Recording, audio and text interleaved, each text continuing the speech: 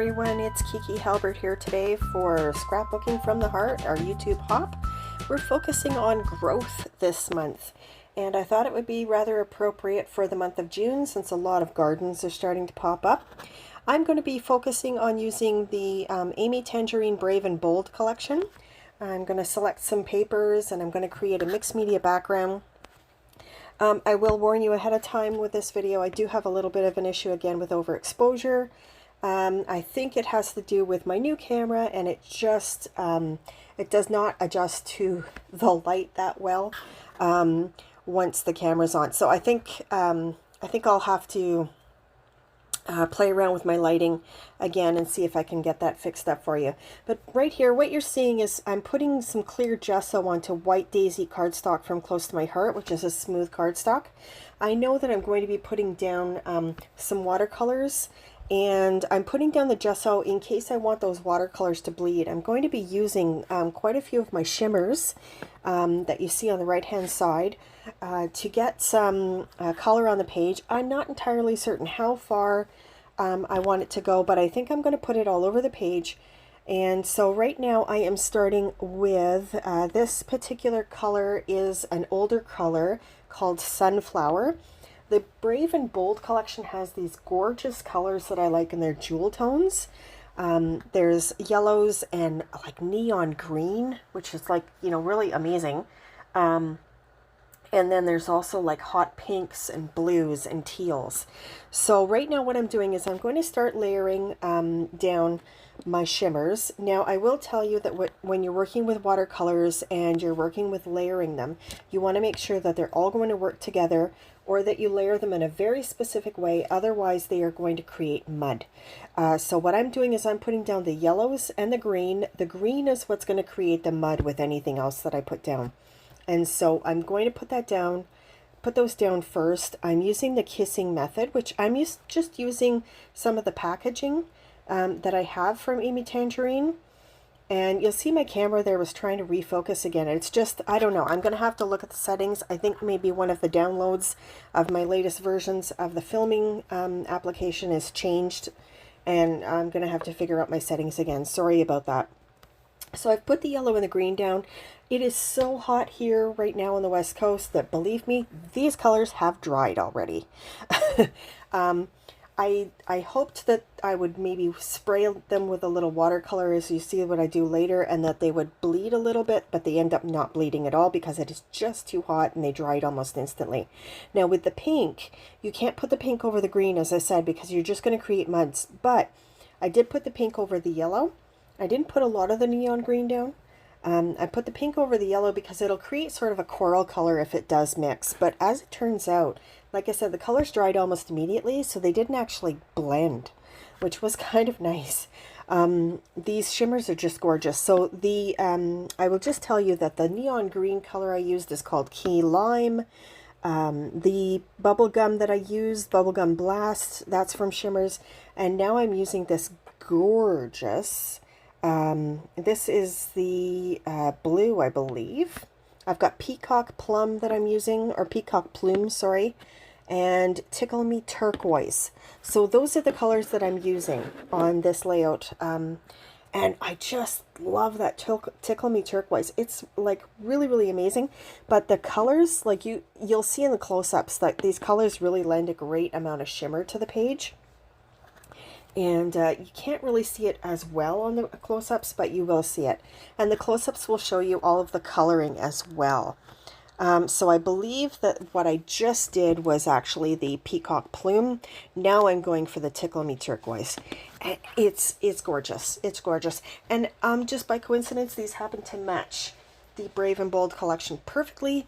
So I was really, really happy with those two separate hauls that I got recently. I picked up most of the Brave and Bold collection from Scrapbooking Your Joy, and couldn't be happier with the selection. So love that. Thanks very much, Scrapbooking Your Joy. So I'm just trying to get all of the blue down. The blue will go on top of the green. So the blue is the last one that I've put down. So I've worked from the lightest color to the darkest color. You want to do that a bit. And you'll see there that I just spritzed the paper, hoping that it would maybe, you know, blend a little bit. And they dried almost instantly. It's a crazy heat wave here today. So I'm just running the paper towel over just to make sure that they really totally are dry before I put any of the papers or my photo down. So I have a roll of paper towels that I just love doing that with.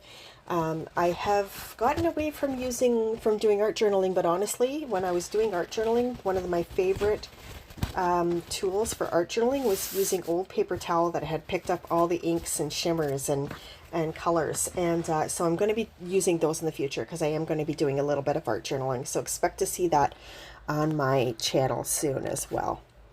So fortunately, because it's so dry here and so hot, the paper didn't warp that much. You'll see that it warped probably the warping affected the bottom corner the most.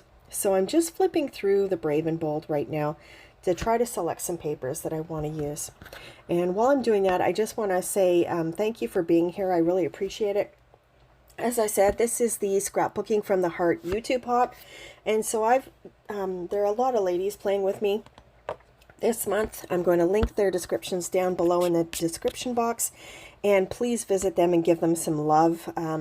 They've worked really hard on their layouts, and I hope that you'll enjoy their videos, process videos as well. We all have different tips and tricks that we're going to use. I'm going to give you quite a few tips through this one just really quickly, and hopefully anyhow. I know that the girls have different things that they can teach you as well, so please visit their channel. As well, I wanted to mention that if you haven't been here before, I really appreciate you being here, and I hope that if you like the video, you'll consider subscribing to my channel, because I do a lot of mixed media layouts. As I said, I will be bringing in some art journaling in the future, but my main focus for this channel is scrapbooking and scrapbooking with mixed media. And so I hope that you'll subscribe to my future videos. And if you don't want to miss any of them in your feed, click the notification bell on the right hand side, and that will make sure that you're notified of all my new videos.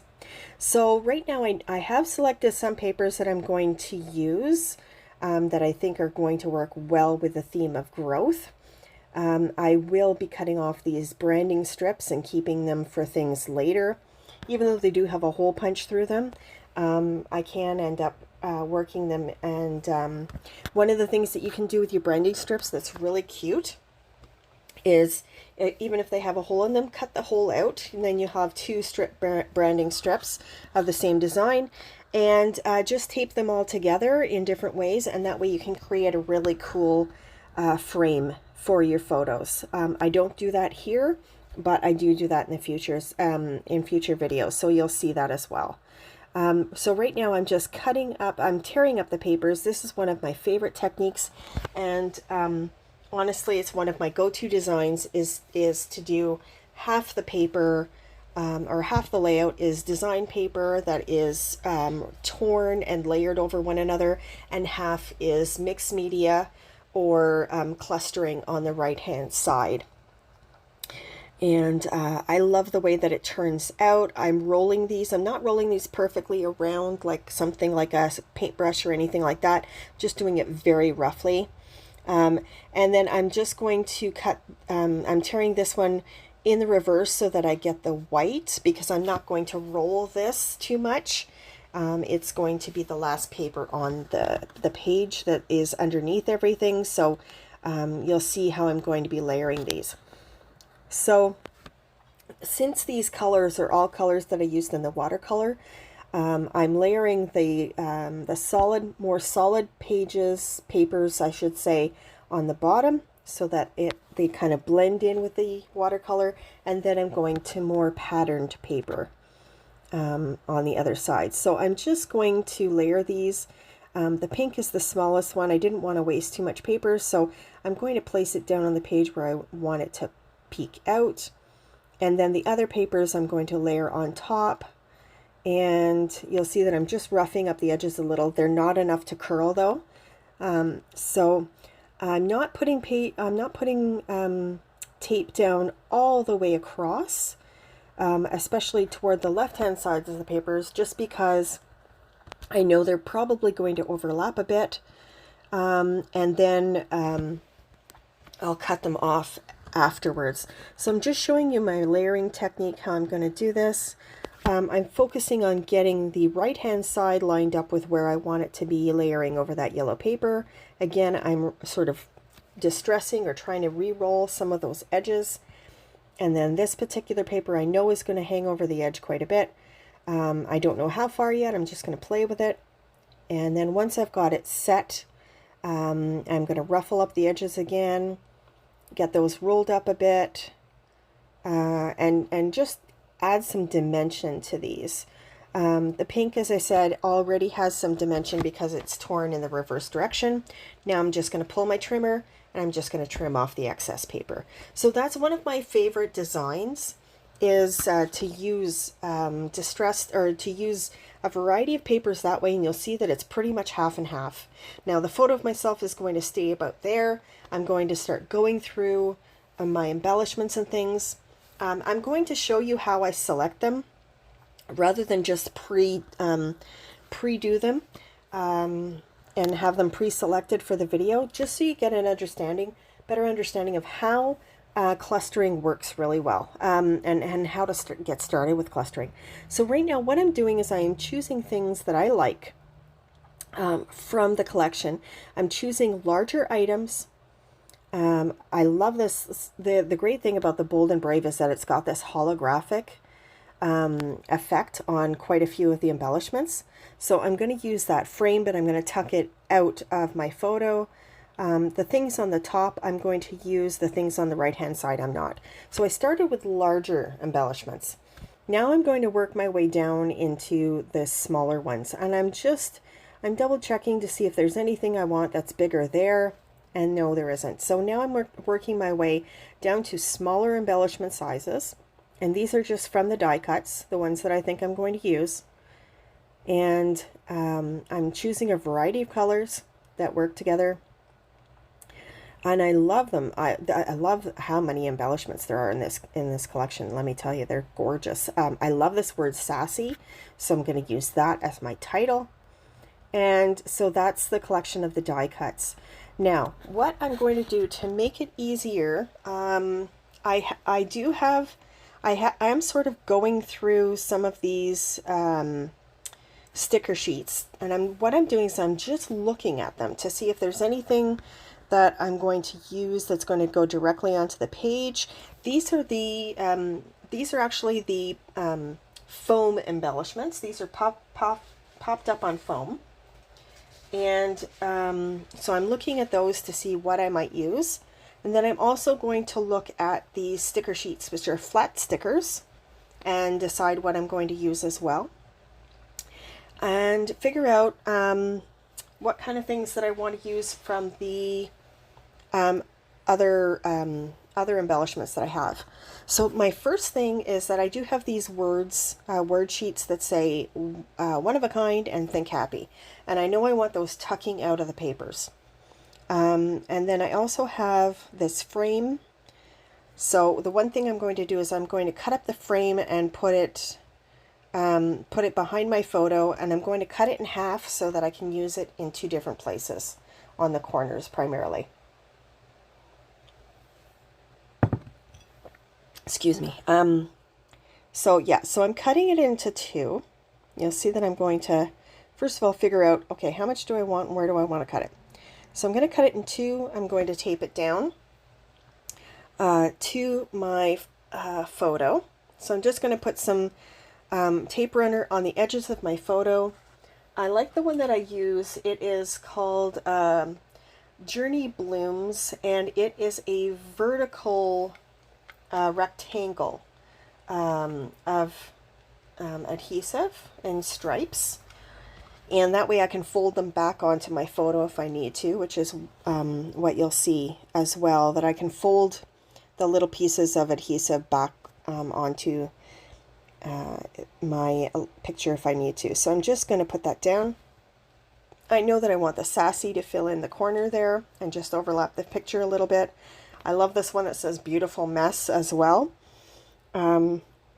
Just a lot of fun. So what I'm doing is I'm taking the larger die cuts and figuring out where I want the clusters first. So the sassy is going to be my title.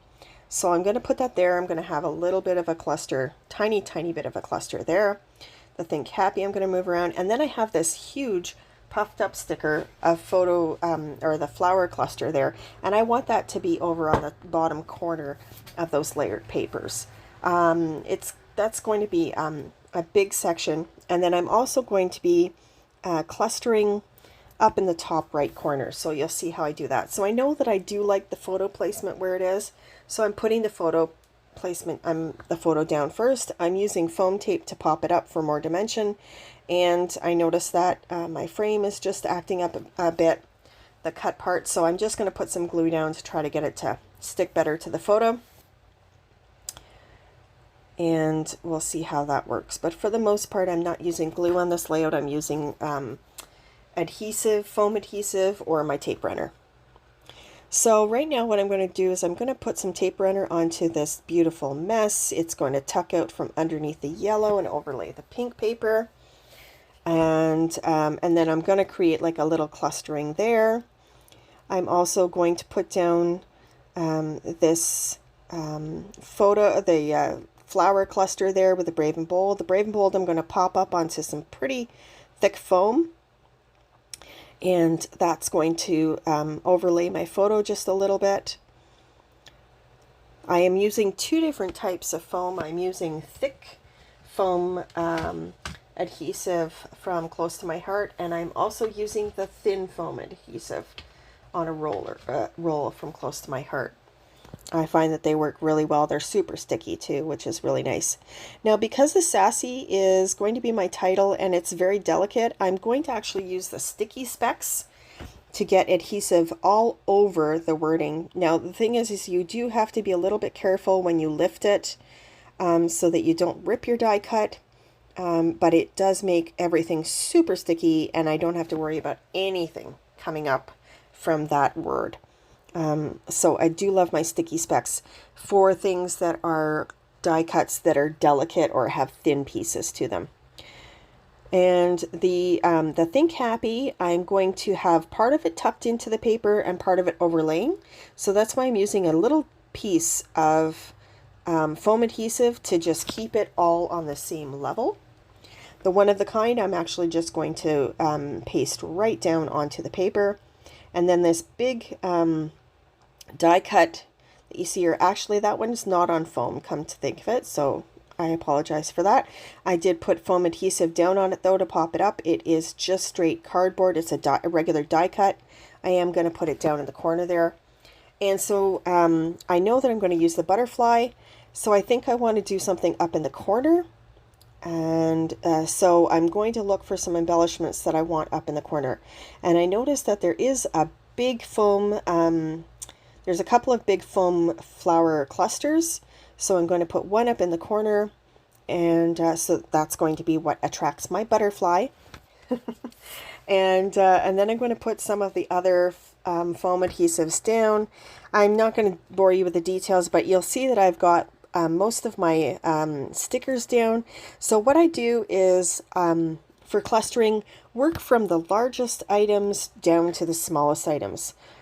These little hexagon puff up stickers I really think are cute.